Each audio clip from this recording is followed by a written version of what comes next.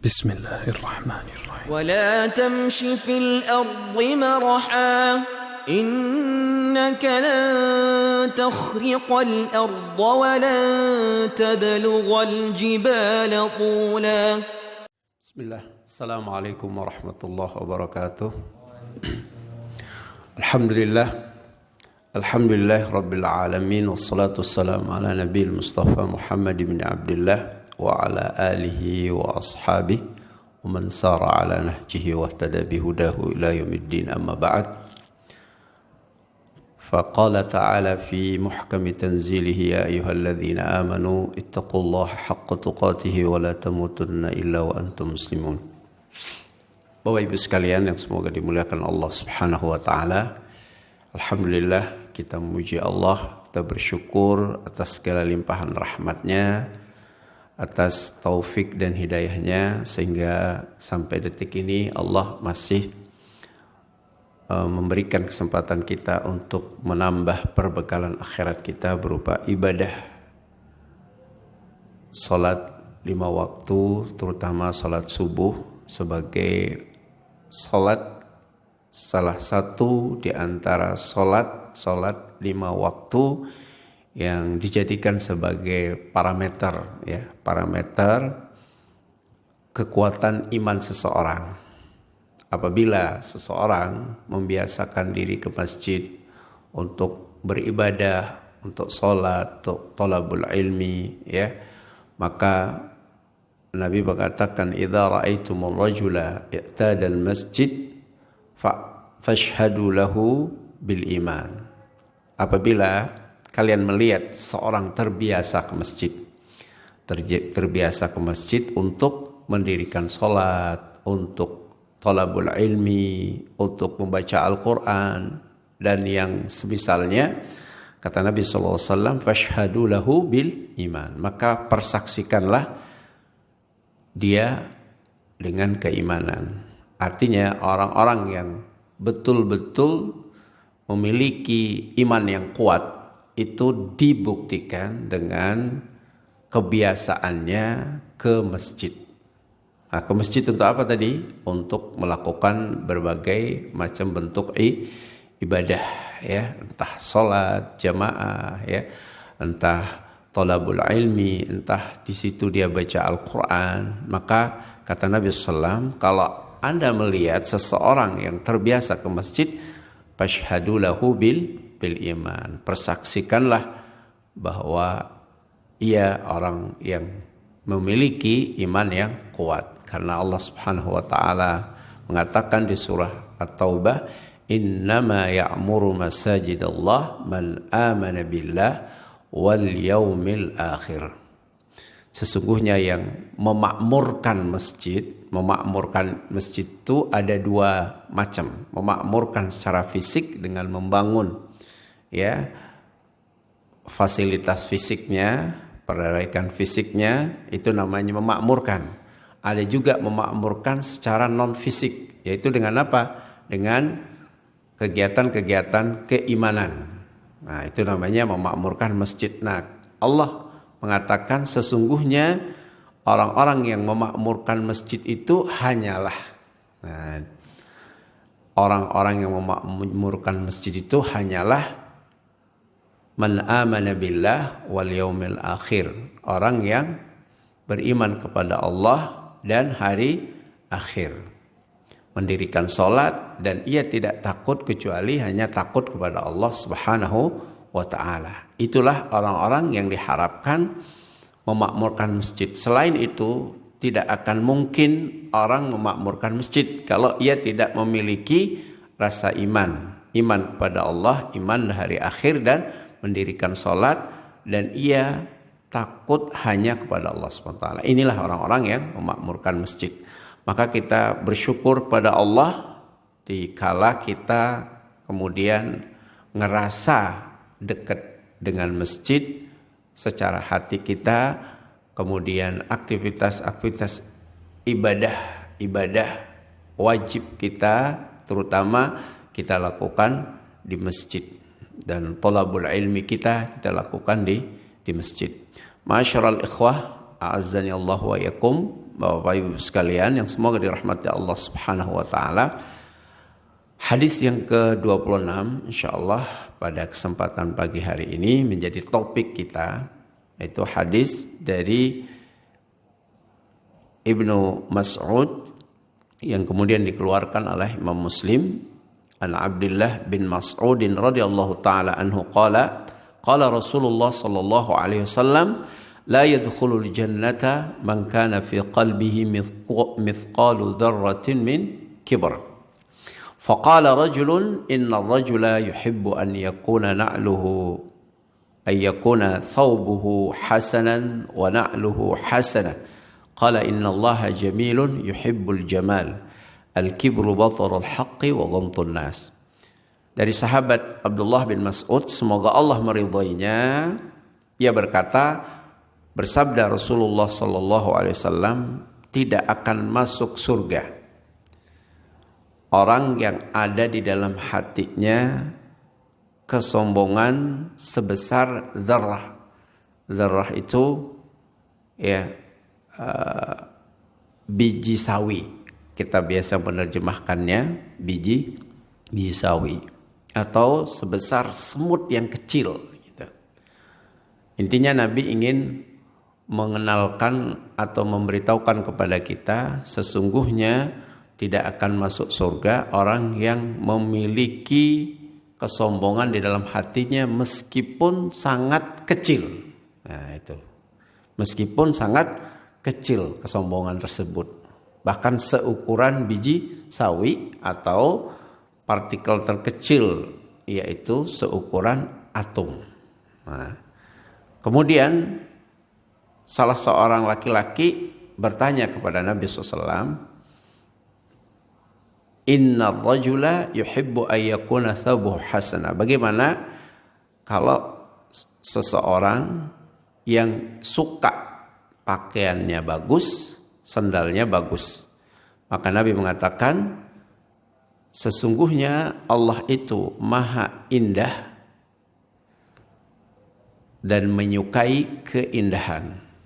Kesombongan itu hakikatnya adalah menolak kebenaran dan meremehkan orang lain. Bapak Ibu sekalian yang dirahmati Allah, ada 3 poin yang bisa kita pahami dari hadis ini. Pertama, akibat buruk dari kesombongan. Yang kedua, bahwa penampilan yang bagus tidak selalu dikatakan sombong. Dan yang ketiga, Nabi menyebutkan hakikat kesombongan. Ada 3 poin di sini yang bisa kita pahami dari hadis ini. Poin pertama, Nabi menjelaskan tentang akibat buruk dari kesombongan. Di antara akibat buruk dari kesombongan itu adalah sesungguhnya orang-orang yang sombong itu, meskipun kesombongannya itu tidak banyak, sedikit yang ada dalam hatinya, ada kesombongan, maka Nabi mengatakan di sini mengancam untuk tidak akan masuk surga. Tidak akan masuk surga. Ini membuktikan bahwa kesombongan itu sungguh sangat tercela. Kenapa? Karena orang yang sombong itu tidak akan masuk surga. Tidak akan masuk surga sebagaimana dijelaskan oleh para ulama, tidak akan masuk surga awalian. Tidak akan masuk surga gelombang-gelombang pertama. Karena masuk surga itu ada 2. Masuk surga secara mutlak, tidak ditentukan kapan masuk surganya. Secara mutlak dia akan masuk surga. Ada yang masuk surga awalian, gelombang pertama. Kita pernah bahas, mungkin kita pernah bahas atau dalam menjelaskan hadis-hadis tertentu, Anda mungkin pernah sampaikan, masuk surga awalian, awal-awal itu misalnya mereka yang mentauhidkan Allah Subhanahu wa taala dengan benar. Mentauhidkan Allah dengan sesungguhnya. Ciri-ciri mereka tidak bertatayur. Tatayur itu adalah tidak menganggap ya sesuatu menjadi sial gara-gara adanya apa yang dia lihat, apa yang dia dengar. Di sini tatayur artinya ketika di zaman jahiliyah dulu ngelihat burung kalau terbangnya ke kanan berarti untung, kalau terbang ke kiri berarti sial. Itu namanya tatayur. Nah, tidak terbatas pada objek burung saja sebenarnya. Apa yang orang lihat kemudian dia menganggap dirinya sial. Atau apa yang dia dengar kemudian menganggap dirinya sial. Misalnya ngelihat selain burung umpamanya, dia ngelihat di jalan ada kucing tertabrak. Misalnya tertabrak kucing tersebut, kemudian dia lihat kejadian itu, terus ngerasa dengan kejadian itu ini bakalan ada para bahaya buat kita itu. Atau misalnya dia nabrak kucing sendiri, berarti ini bahaya, sehingga dia perlakukan kucing itu dengan sangat istimewa gitu karena takut bahaya. Ini kan namanya menganggap kesialan dengan terjatuh pada perbuatan tertentu atau melihat sesuatu.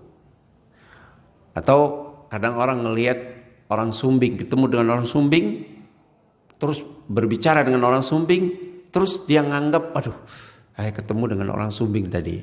Akhirnya nganggap dirinya, aduh sial nih. Ini namanya tatayur. Orang yang melaksanakan tauhid dengan benar, ya itu tidak tatayur. Kemudian tidak minta untuk diruqyah, dan yang ketiga, ciri-ciri orang yang melaksanakan tauhid dengan benar itu tidak berobat dengan pengobatan kai, yaitu besi yang dipanaskan. Dahulu ketika terjadi luka yang luar biasa, tidak bisa menghentikan aliran darahnya, biasanya yang paling mujarab obatnya adalah dengan besi dipanaskan kemudian ditempelkan pada yang luka tersebut. Itu cepat berhenti darahnya dan luka tersebut akan cepat mengering dan sembuh. Nah, itu dulu kai. Itu sangat menyiksa sehingga tidak dibenarkan berobat dengan kai kecuali dalam kondisi yang sangat darurat. Intinya orang yang melaksanakan tauhid dengan benar itu mereka masuk surga awalian. Bahkan tanpa dihisab, tanpa diazab, ya. Ini. Jadi orang yang sombong salah satu apa? Salah satu bahayanya, salah satu dampak buruknya, dia tidak akan masuk surga awalian. Gelombang-gelombang pertama.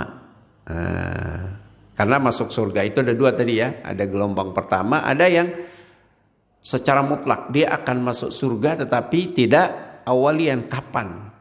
Tidak diketahui kapan waktunya dia masuk surga. Bahaya kesombongan tidak masuk surga awalian. Jamaah sekalian yang dirahmati Allah Subhanahu wa taala. Kalau kita membaca sejarah ya, atau kita pernah mendengar ulasan tentang kenapa iblis diturunkan dari malakutus samawat. Ya, malakutus samawat. Dahulu iblis itu tinggal sebagai penghuni samawat, langit, ya, penghuni langit. Yang tentu saja posisinya sebelum dia dikeluarkan dari surga, ya, dikeluarkan dari surga, terusir dari rahmat Allah, dia tinggal di malakutus samawat, ya. Jadi dia tinggal di tempat yang bagus gitu. Yang mana tempat tersebut tempat yang terhormat gitu ya. Kemudian karena kesombonganlah akhirnya ia terusir dari tempat yang terhormat tersebut. Karena kesombongannya akhirnya iblis jadi terlaknat. Gitu ya. Berarti ini bagian dari dampak yang sangat buruk dari sebuah kesombongan. Apa kesombongan iblis? Kesombongan iblis adalah ketika Allah merintahkan iblis untuk bersujud kepada Adam, ya, bersujud kepada Adam, yang memang Adam pada saat itu, ya, dimuliakan oleh Allah Subhanahu wa taala, dan kehadiran Adam alaihissalam, akhirnya Allah perintahkan kepada para malaikat untuk bersujud kepada Adam. Sujud di situ adalah sujud penghormatan, bukan sujud ibadah. Karena sujud ibadah jelas tidak dibenarkan, ya. Sujud dalam rangka memberikan penghormatan kepada Adam. Fasajadal malaikah, para malaikat semuanya bersujud ketika Allah perintahkan untuk bersujud kepada Nabi Adam. Illa iblis aba wastakbar. Iblis itu enggan untuk bersujud kepada Adam, dan iblis itu sombong, ya. Iblis itu gak mau sujud dan sombong. Atau bisa bayangkan, diperintahkan oleh Allah untuk sujud, ia tidak mau sujud, aba, enggan. Kemudian apa? Wastakbara, dan sombong. Akhirnya apa? Ya sudah, akhirnya iblis terusir, ya, terusir dari rahmat Allah Subhanahu wa taala. Ya. Kenapa tadi sebabnya? Karena ia sombong. Ya. Kesombongan iblis itu diantaranya tadi bentuknya membangkang terhadap perintah Allah Subhanahu wa taala. Kemudian kesombongan iblis itu karena ngerasa bahwa dia lebih baik dari Adam alaihissalam. Qala ma mana'aka alla tasjuda idh amartuk. Allah katakan kepada iblis, apa yang menghalangimu untuk bersujud ketika aku perintahkan? Kata dia, qala ana khairum minhu khalaqtani min narin wa khalaqtahu min tin. Kata iblis apa? Saya lebih baik daripada dia. Engkau ciptakan diriku dari api, sedangkan Adam engkau ciptakan dari tanah. Ini yang membuat iblis itu ngerasa lebih baik, ngelihat bahwa dirinya tercipta dari api, dan dia ngerasa bahwa materi api itu lebih baik daripada tanah. Ya, ini kesombongan iblis. Kesombongan iblis itu berujung pada apa? Pada yutrat minan nar, yutrat min rahmatillah. Akhirnya membuat ia terusir dari rahmat Allah Subhanahu wa taala. Ya. Jadi kita lihat pelajarannya dari sini, iblis itu diusir dari rahmat Allah gara-gara sombong. Karena memang penghuni surga itu tidak ada orang yang sombong. Disterilkan. Sebagaimana firman Allah Subhanahu wa taala, tilkad darul akhiratu naj'aluha lilladzina la yuriduna 'uluwan fil ardi wala fasada. Apa kata Allah? Ini bisa kita lihat di surah Al-Qasas ayat 83. Tilkad darul akhiratu naj'aluha lilladzina la yuriduna 'uluwan fil ardi wala fasada. Kampung akhirat itu, di kampung akhirat itu ada surga, ya. Ada surga, ada kenikmatan bagi yang berhak mendapatkan kenikmatan, kebahagiaan. Berupa apa? Surga tadi. Kami jadikan kampung akhirat itu lilladzina la yuriduna uluwan, bagi orang-orang yang tidak menginginkan uluwan. Uluwan itu ngerasa tinggi, ngerasa lebih atas dibandingkan orang lain. Ya, sombong itu intinya. Itulah penghuni surga. mereka yang tidak sombong, yang tidak menginginkan kesombongan, wala fasadan fil ardi, dan tidak membuat kerusakan di muka bumi ini.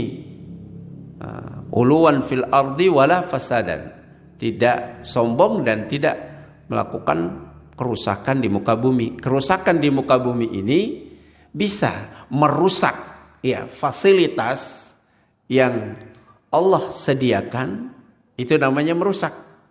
Bisa dengan merusak secara fisik atau merusak di muka bumi ini dengan melakukan perbuatan dosa. Jadi pengerusakan di muka bumi ini bisa dimaknai dua menurut tafsiran para mufassir. Merusak di muka bumi ini bisa dengan merusak fasilitas-fasilitas yang Allah ciptakan. Orang yang menebang hutan sembarangan itu merusak fil ardi. Orang yang menyebabkan kerusakan pada bangunan-bangunan yang itu memang diperuntukkan untuk kemaslahatan umum, itu namanya merusak fil ardi. Itu tidak dibenarkan.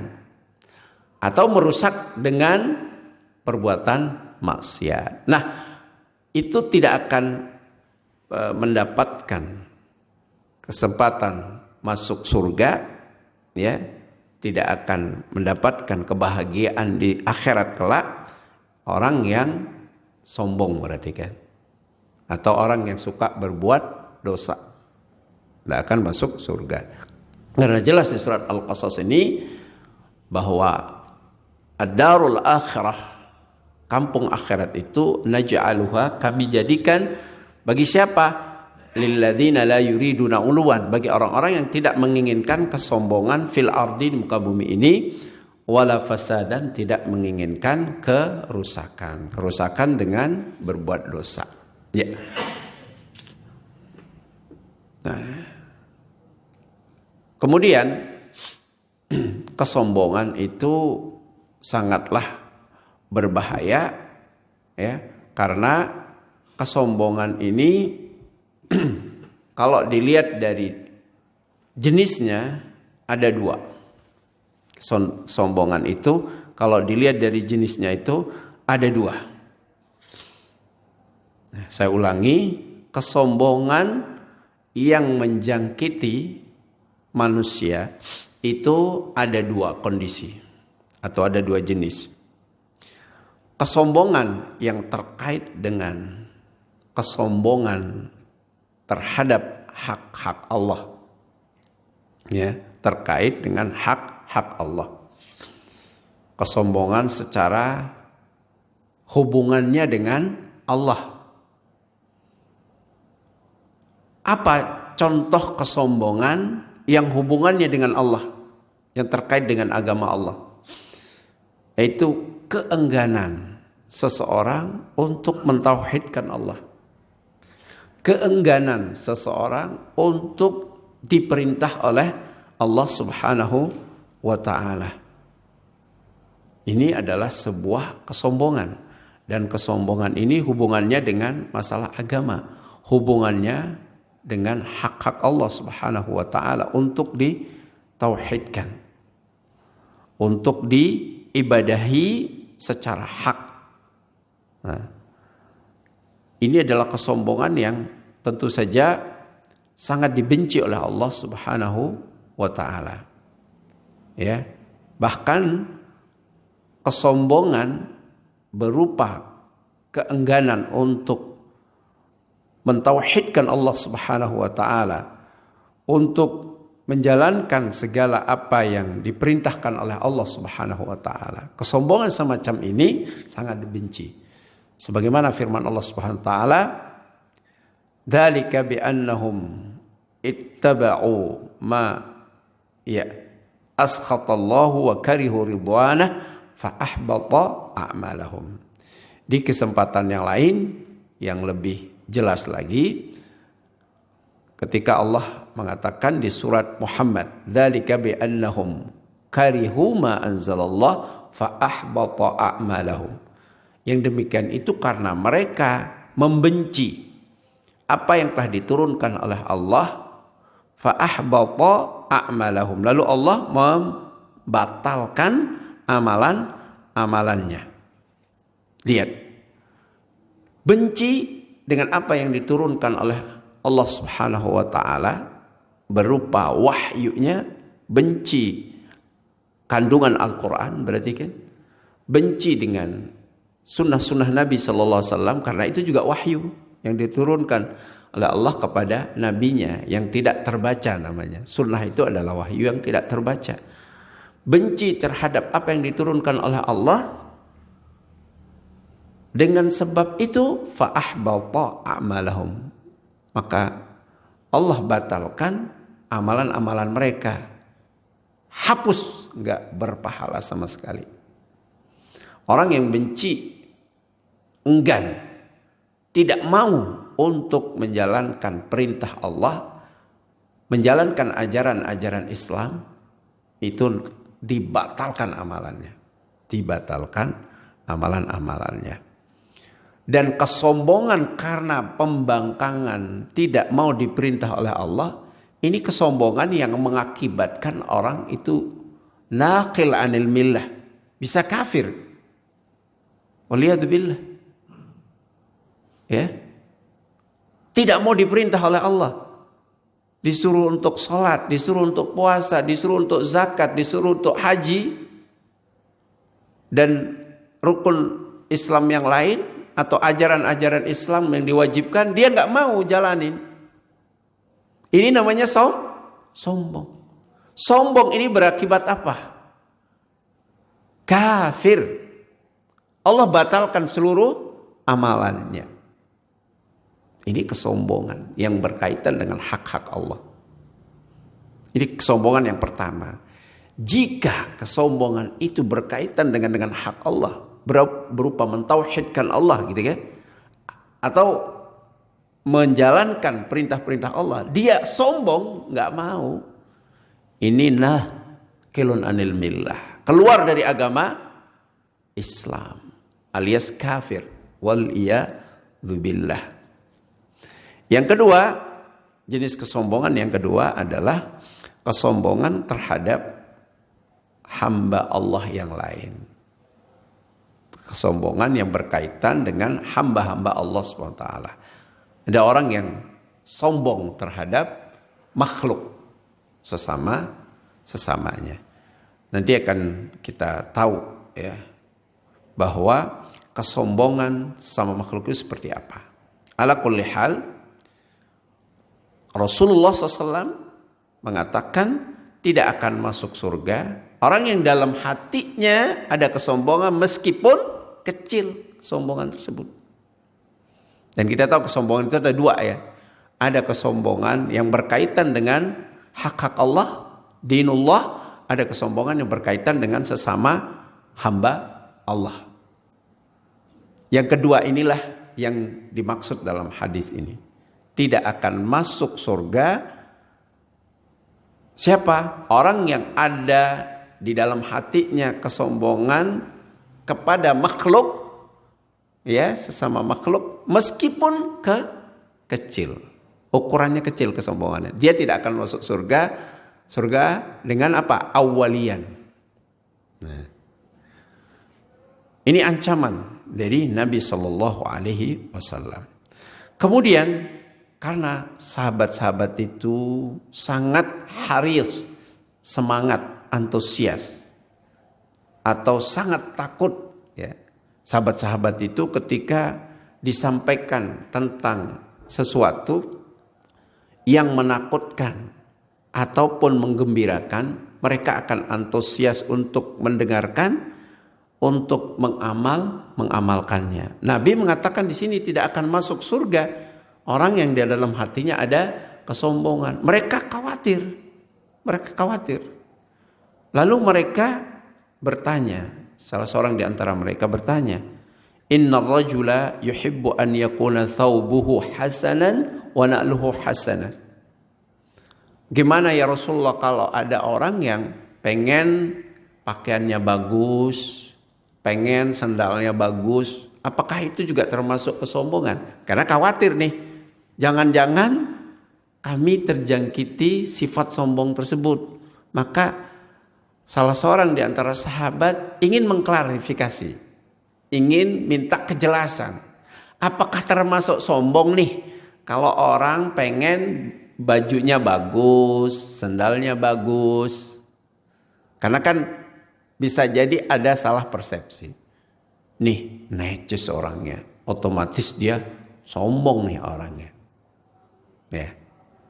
Bagusnya pakaian, bagusnya sendal atau apa yang kita kenakan lah gitu, aksesoris yang kita kenakan, itu sebetulnya bukan termasuk sombong.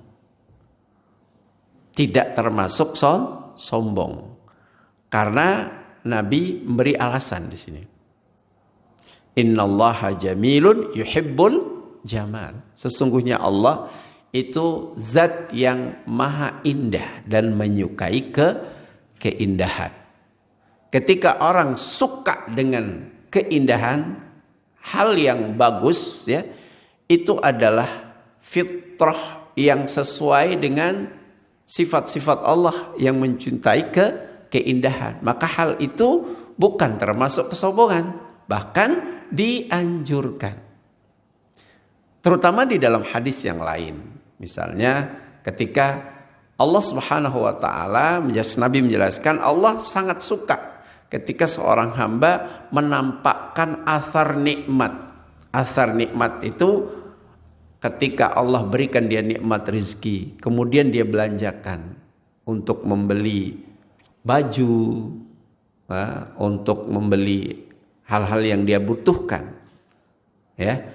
Maka ketika kita beli itu dalam rangka kita tadi bisa beribadah dengan penampilan yang terbaik ya supaya kita terlihat bersih ya, orang ngelihat itu seneng. Nah, ini artinya kita tampakkan nikmat Allah dan Allah suka. Hamba itu diberi nikmat, dia tampakkan asarnya dari nikmat itu, dia belanjakan untuk hal-hal yang baik. Nah, termasuk membeli baju lebaran kalau diniatkan untuk ya tadi menampakkan asar nikmat Allah, asal tidak berlebihan ya, tidak berlebihan. Kalau berlebihan pun itu tidak boleh. Kalau berlebihan kan lain masalah itu ya, karena boros itu ya ikhwanas syayatin, termasuk dari teman-temannya setan, pemborosan ya, tidak boleh. Tapi yang dimaksud adalah ketika kita punya kelebihan rezeki, nikmat, kemudian kita belanjakan. Itu kan namanya asar dari nikmat. Allah suka. Itu bukti bahwa kalau hal-hal yang bagus kita pakai gitu ya, itu tidak termasuk kesombongan.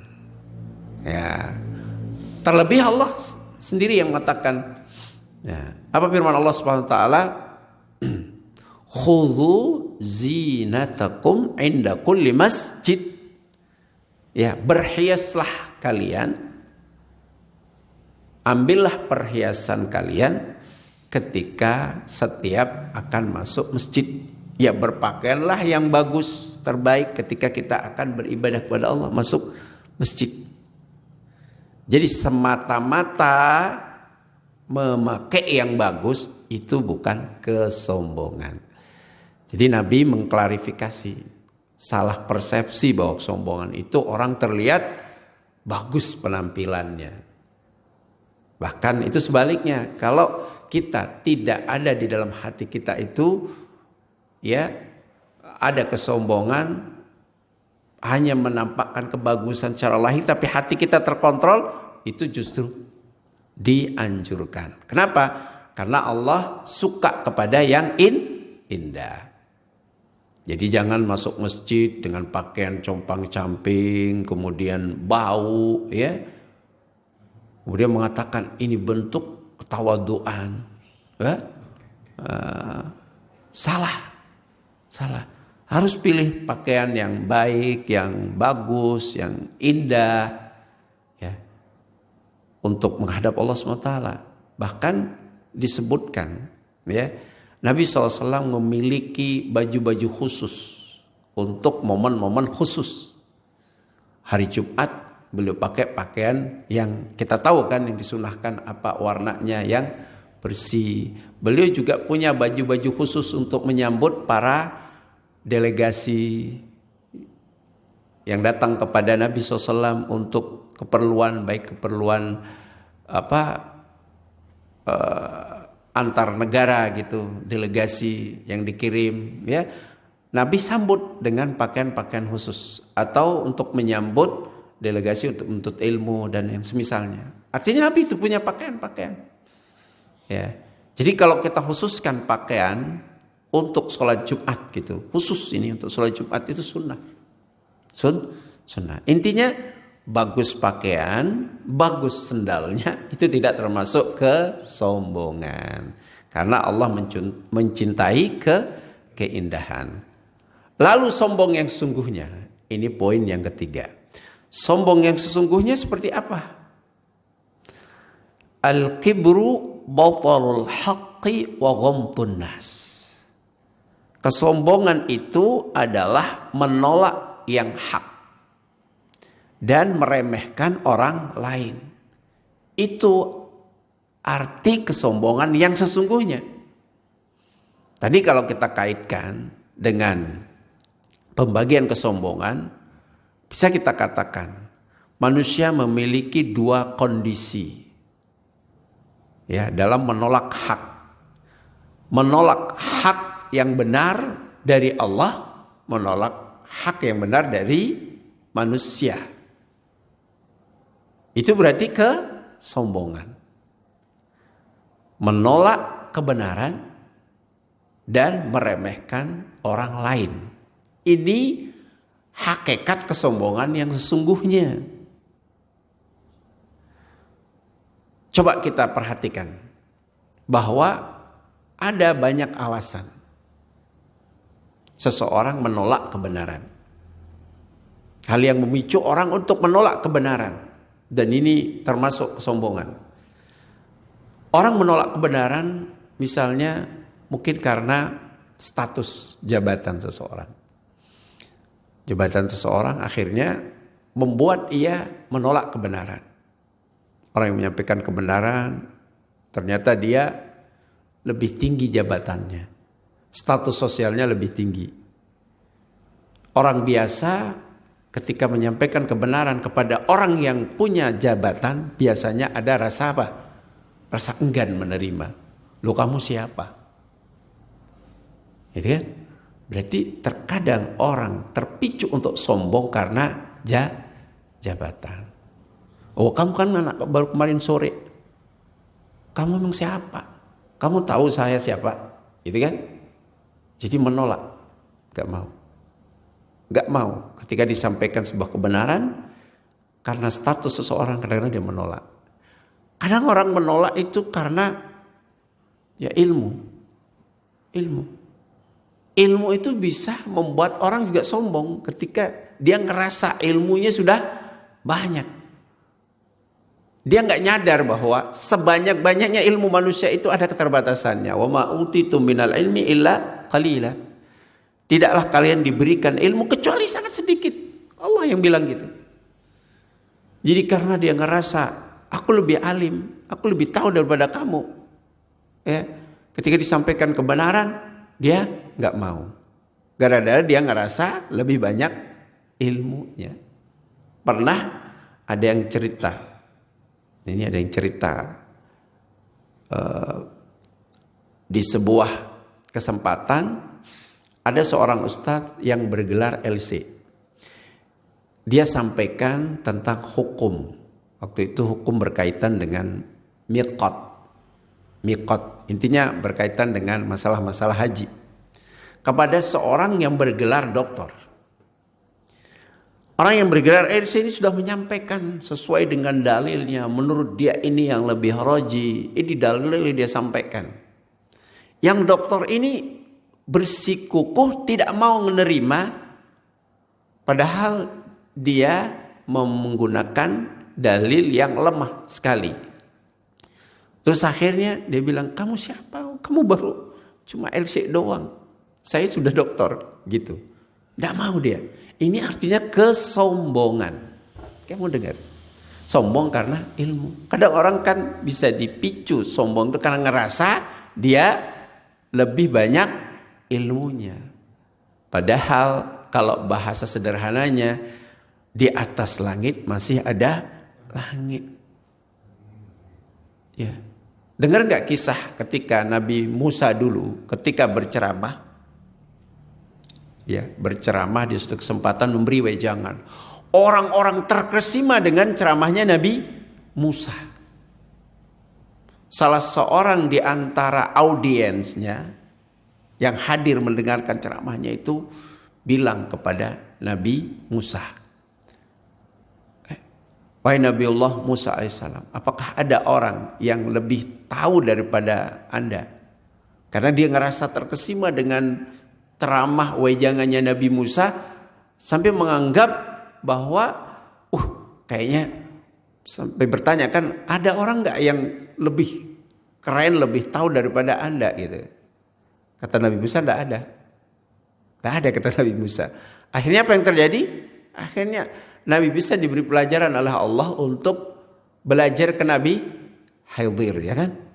Ada orang yang lebih tahu daripadamu. Ada hambaku namanya Khidir. Kamu temuin di sini. Diberikan diberitahu lokasi untuk menemui Nabi Khidir. Kita ingat itu di surat Al-Kahfi itu loh. Karena Nabi Musa pada saat itu tidak menyandarkan bahwa pengetahuan itu milik Allah. Dia tidak mengatakan wallahu a'lam. Saya tidak tahu. Kalau seandainya Nabi Musa berkata wallahu a'lam, saya tidak tahu ada orang yang lebih paham daripada saya. Tapi langsung beliau bilang tidak ada. Nah, itu saja. Bahkan Nabi Musa sebenarnya enggak sombong, ya, enggak sombong, cuma tidak menyandarkan ilmu itu kepada Allah. Bahwa ilmu itu yang kita miliki itu sangat sedikit, ya, sangat sedikit gitu loh. Itu saja apa yang terjadi? Allah beri peringatkan kepada Nabi Musa. Akhirnya disuruh berguru yang membutuhkan waktu yang cukup lama dan melelahkan kan? Kayak gitu. Jadi kadang orang sombong itu karena ngerasa dirinya lebih berilmu. Sealim-alimnya pasti ada yang dia tidak tahu. Benar gak? Gak semuanya dikuasai. Ada orang yang alim benar dalam bidang hadis. Apakah dia akan alim dalam bidang nahu juga? Apakah dia sama kadar kealimannya dengan bidang hadis yang dia kuasai? Enggak mesti kan? Jadi sealim-alimnya orang itu pasti ada keterbatasannya. Jadi orang tidak boleh sombong dengan ilmunya. Kemudian kadang-kadang orang itu sombong dengan harta ya. Kalau ngerasa dia lebih kaya dengan orang lain. Ketika bergaul dia ngerasa enggak level gitu kan. Ada kayak gitu tuh. Sombong. Alhamdulillah gitu. Ada orang yang sombong karena kecantikan atau kegantengannya itu. Sombong. Melihat orang lain itu, alah, jelek kamu gitu. Sehingga dia ngerendahkan. Gitu? Intinya pemicu-pemicu kesombongan ini ya terlihat nyata dalam kehidupan kita. Maka kesombongan yang sesungguhnya menurut Nabi SAW, batarul haq, dia menolak kebenaran. Dan meremehkan orang lain. Meremehkan orang lain itu dengan apa tadi pemicunya banyak ya, pemicunya banyak. Waliyadzubillah. Jadi mari kita perhatikan hadis ini dengan benar sehingga kita bisa memahami ya betapa bahaya kesombongan ya. Kemudian kesombongan yang sungguhnya seperti apa? Ya. Dari hadis yang mulia ini ada beberapa faedah yang bisa kita ambil. Pertama, azim dararal kibr wa annahu laysa maqsuran ala darari sahibi. Bahaya kesombongan yang sangat besar. Arti sangat bahaya. Yang bahaya kesombongan itu tidak hanya kembali kepada pelakunya, tetapi bahaya kesombongan itu merembet kepada orang lain. Ya. Jadi sombong itu sangat bahaya, dan bahayanya kesombongan itu tidak hanya bisa menimpa orang yang sombong, tetapi juga menimpa orang lain, korban dari kesombongannya, gitu maksudnya. Coba lihat iblis ketika dia ketika dia sombong. Apa yang terjadi? Terusir dari rahmat Allah. Karena bahaya kesombongannya itu juga akhirnya apa? Akhirnya membuat Nabi Adam alaihissalam terusir juga dari surga. Ya enggak? Terusir dari surga. Karena iblis yang menggodanya dengan kesombongan iblis, ya. Taib.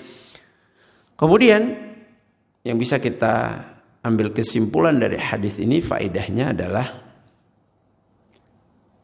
waraknya para sahabat Nabi Shallallahu Alaihi Wasallam atas penampilan zahir mereka. Walaupun kita lihat batin mereka itu juga baik, tetapi sahabat-sahabat ketika bertanya, bagaimana ya Rasulullah kalau seseorang suka pakaiannya bagus, sendalnya bagus?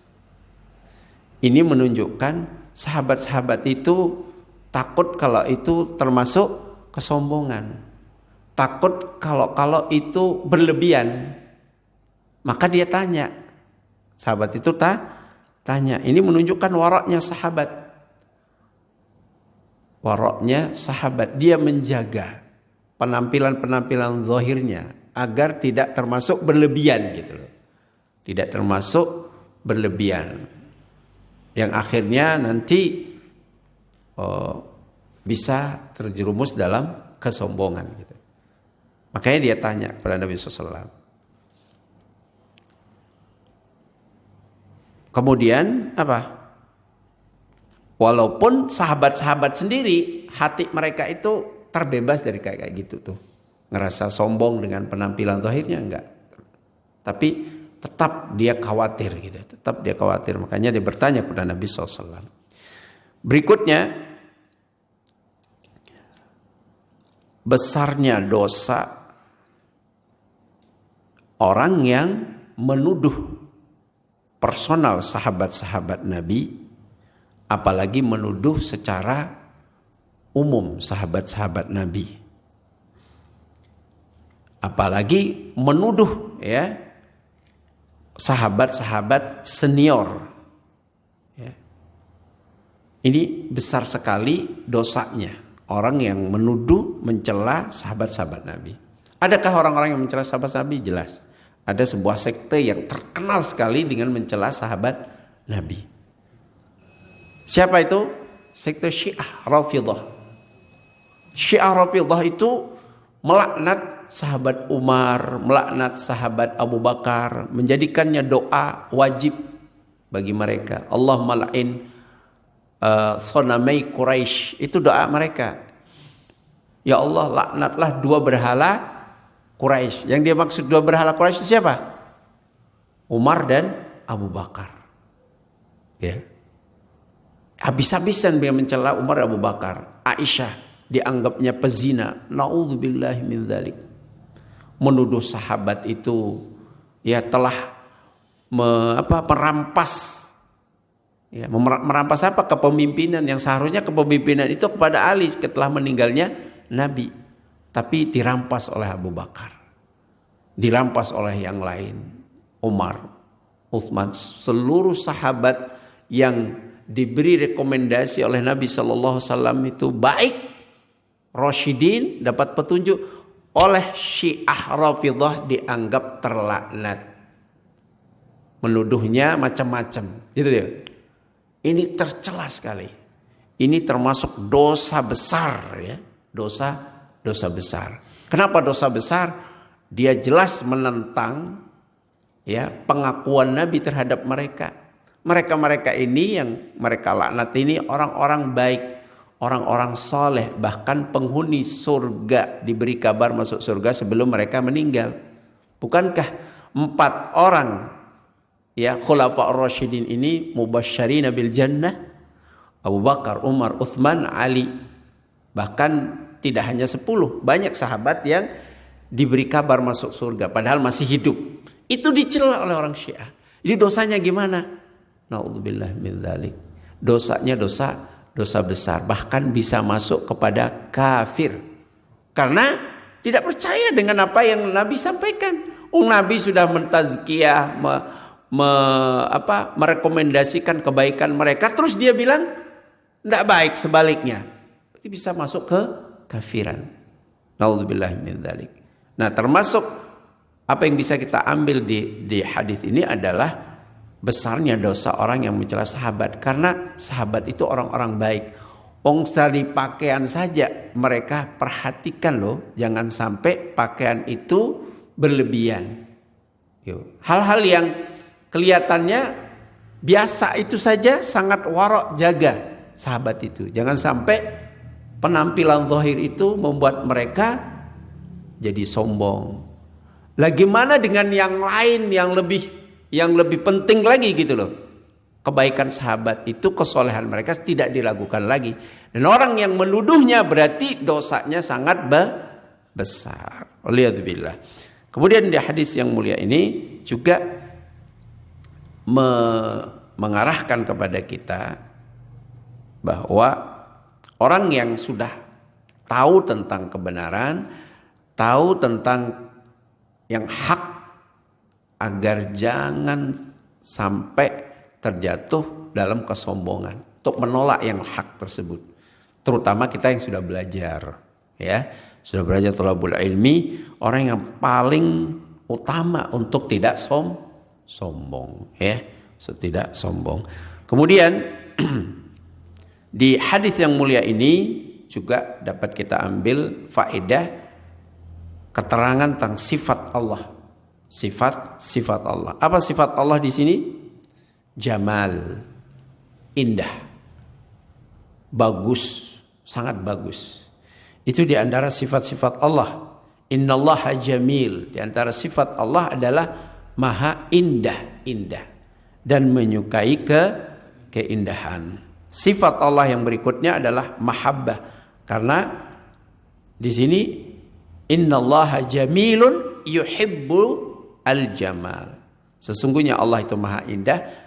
Kemudian yuhibbu, menyukai, mencintai. Berarti al-mahabbah, kecintaan atau mencintai, salah satu di antara sifat-sifat Allah. Kita harus tetapkan karena Allah sendiri yang berbicara melalui lisan nabinya bahwa Allah itu memiliki sifat indah, memiliki sifat mahabbah, mencintai, sesuai dengan keagungan Allah SWT. Keindahan Allah itu sesuai dengan keagungan Allah. Demikian juga kecintaan sesuai dengan dengan keagungan Allah. Tidak boleh disamakan dengan makhluk, gitu ya. Kemudian berikutnya dalam hadis yang mulia ini juga kita bisa ngambil faedah al-hirsu ala fi'li ma yuhibbuhullahu ta'ala. Semangat untuk melakukan perbuatan yang dicintai oleh Allah Subhanahu wa ta'ala. Karena Allah memiliki sifat mencintai, berarti kita harus semangat untuk melakukan perbuatan-perbuatan yang dicintai oleh Allah Subhanahu wa ta'ala. Apa saja perbuatan-perbuatan yang dicintai oleh Allah? Sangat banyak. Kalau kita simpulkan dalam makna ibadah itu sudah termasuk, ya, kata Abu Al-Abbas Al-Harrani, al-ibadah kullu ismun jami' li kulli ma yuhibbullah wa yardah min qaulin aw fi'lin zahirin aw batin. Kata Abu Al-Abbas Al-Harrani, ibadah itu adalah nama yang mencakup setiap apa yang dicintai dan diridhai oleh Allah SWT, baik itu berupa ucapan, perbuatan yang tampak maupun yang tidak tampak. Ibadah-ibadah itu seluruhnya adalah hal yang dicintai oleh Allah SWT. Jadi kita harus semangat untuk melakukan ibadah-ibadah yang dicintai oleh Allah SWT. Berikutnya yang terakhir, at-ta'abbud lillahi ta'ala bimuqtada asma'ihi wa sifatihi.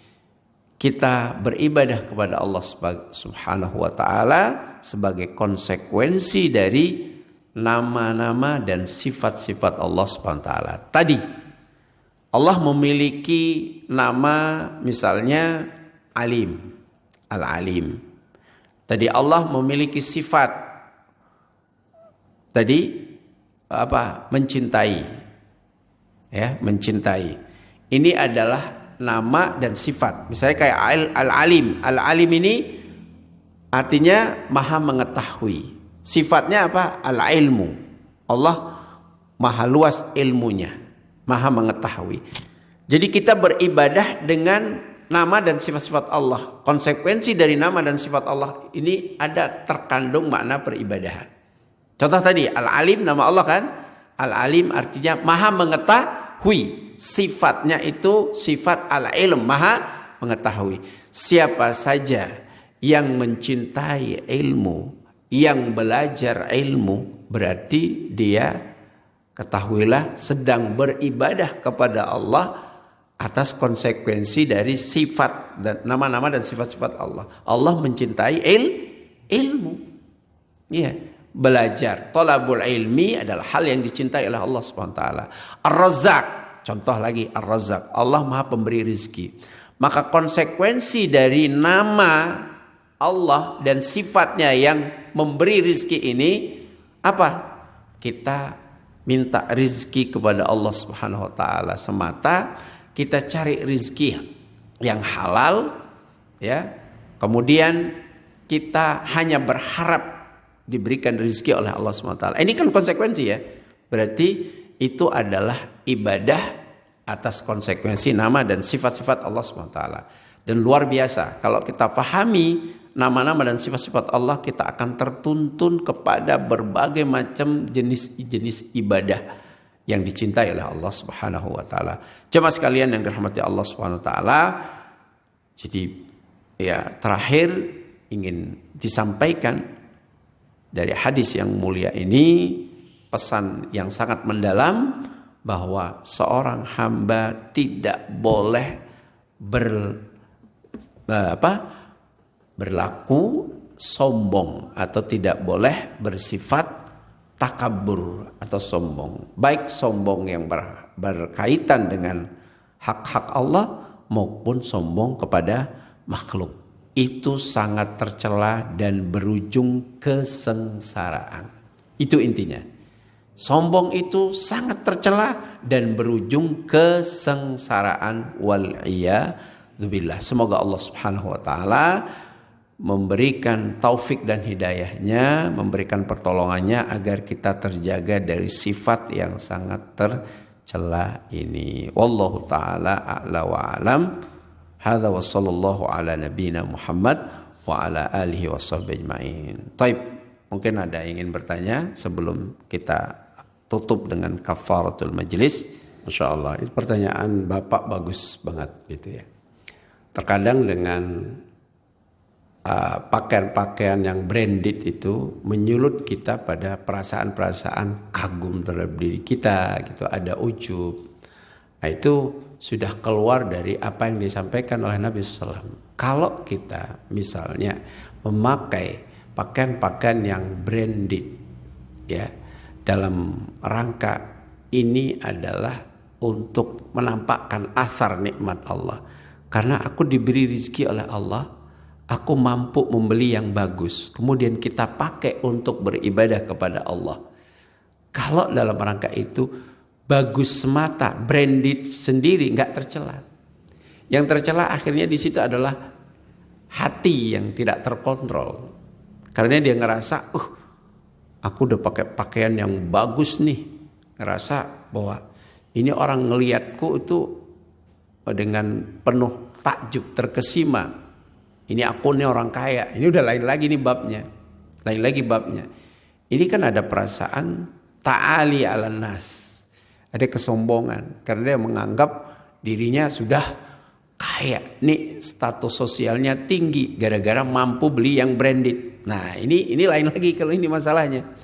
Jadi kalau semata-mata barang yang branded itu tidak tercela semata-mata ketika dalam rangka menampakkan nikmat Allah, karena Anda mampu beli.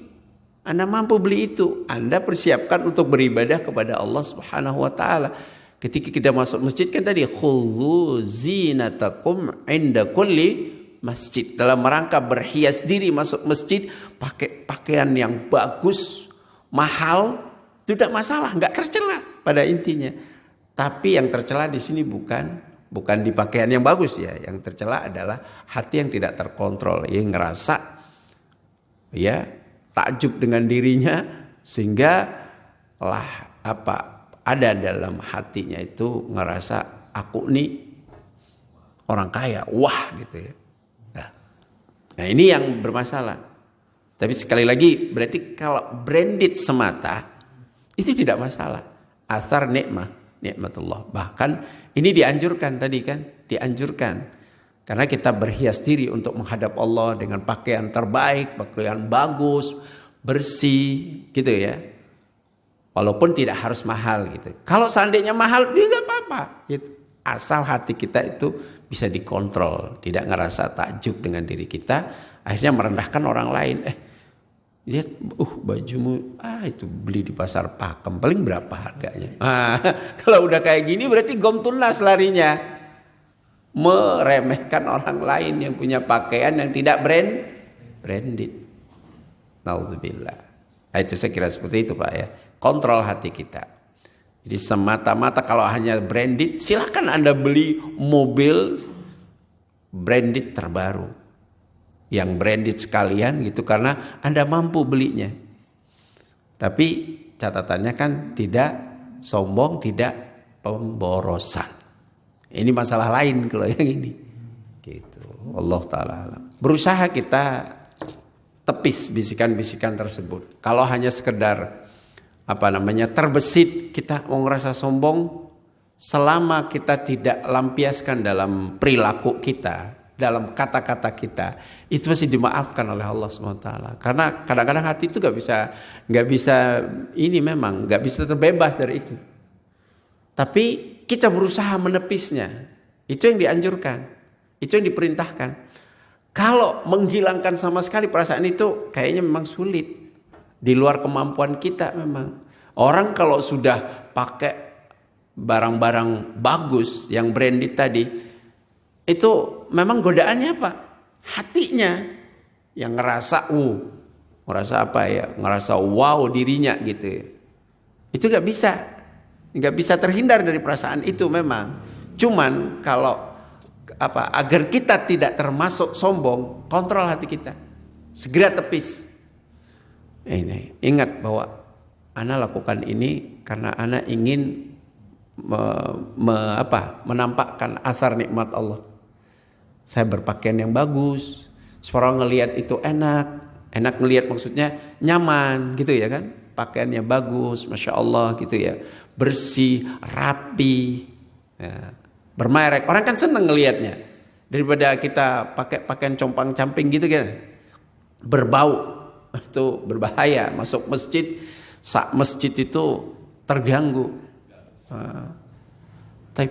Yang penting kita kontrol hati kita. Adapun perasaan-perasaan itu, bisikan-bisikan itu pasti ada lah, wong namanya juga manusia.